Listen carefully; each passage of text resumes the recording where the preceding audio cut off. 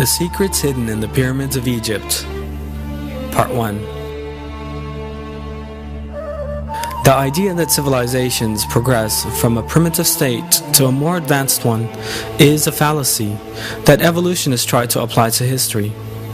If one abandons evolutionist nonsense and prejudice and looks at the historical references and findings with an unbiased mind, what one encounters is civilizations that used highly advanced technologies.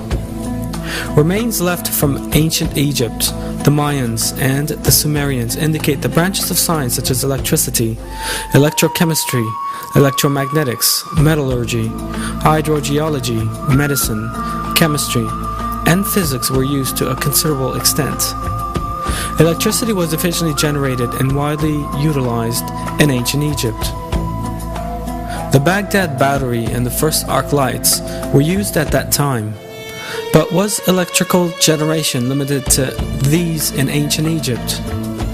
A careful examination of Egyptian history immediately reveals the sophistication in perfect illumination.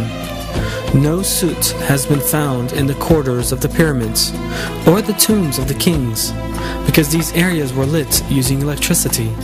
Relief carvings show that the Egyptians used handheld torches powered by cable-free power sources. The arc lamp used in the lighthouse of Alexandria is further proof that electricity was used in ancient Egypt. The energy required to power the lighthouse of Alexandria for 24 hours a day could only have been supplied by a regular electrical source. The pyramids of Egypt were giant power plants generating electricity. 1. The outer casing of the Great Pyramid was covered with white tufa limestone, so tightly built that not even a razor blade could fit between the blocks. The white tufa limestone does not contain magnesium and has high insulating properties. This insulation property prevented the electricity inside the pyramid from being released without control.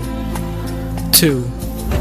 The stone blocks used inside the pyramid were made of another form of limestone containing crystal, which is an extremely high electrical conductor, and a small amount of metal, which allow for maximum power transmission.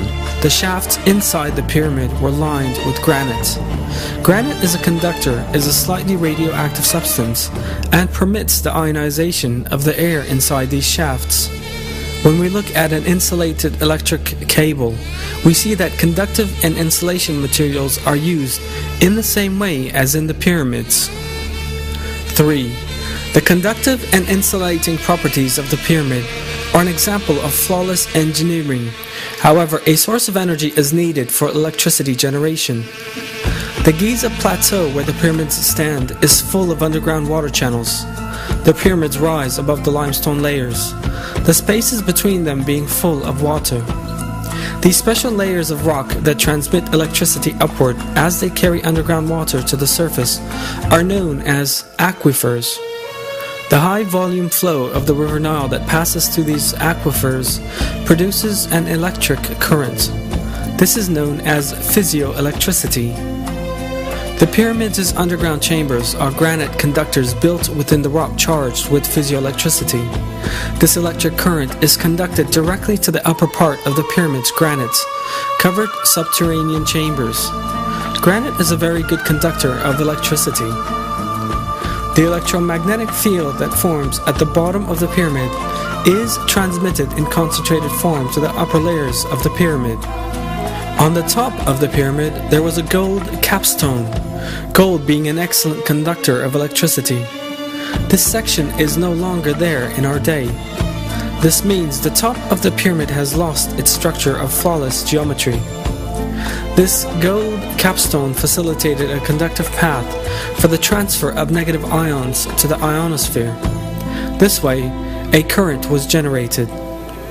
How does it serve to move the electromagnetic field on the ground through the help of an aquifer?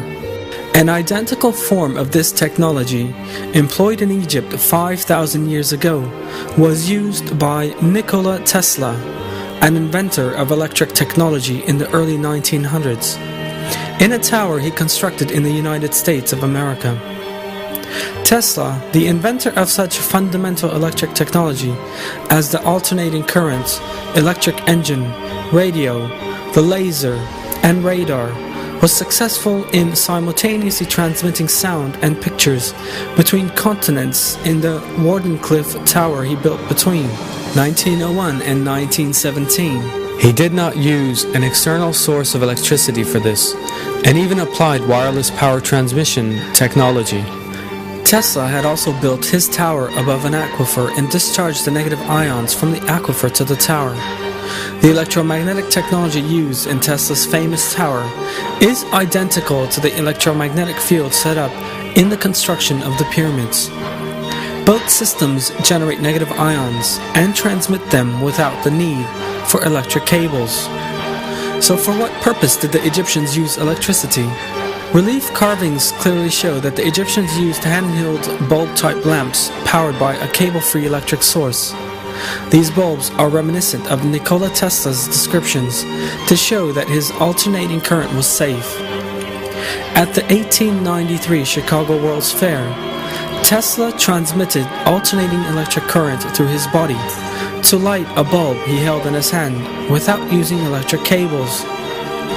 This relief carving shows a wireless antenna.